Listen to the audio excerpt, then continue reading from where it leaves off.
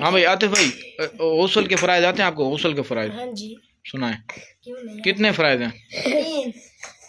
सुनाओ। नाक गरारा करना, गरारा अगर माह रमजान हो गरारा नहीं करना, कुली करना। और माह रमजान ना हो गरारा करना, रोजा ना हो तो कुली करना, रोजा हो तो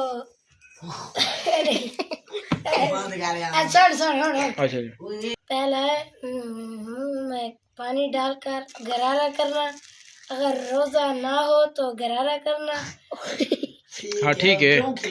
रोजा हो तो कुली करना 3 बार, और फिर नाक में पानी डालना नरम हड्डी तक।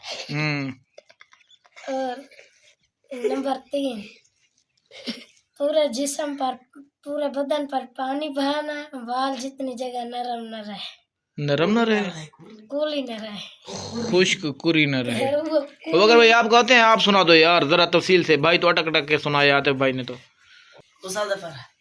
हाँ गौसल के, गौसल कितने फ़राइज़ हैं? 3। आलू है 5, गाजर है 6। गरारे करना अगर रोजा हो तो फिर कुली करना, अगर रोजा ना हो तो फिर गरारे करना 3 नंबर। और उसके बाद नाक की नरम हड्डी तक पानी देना, उसके बाद पूरे जिस्म पर पानी बहाना, बाल जितनी जगह कुरी ना रहे। कुरी न रहे, कुरी क्या होती है? खुश्क न रहे, खुश्क न रहे, ठीक।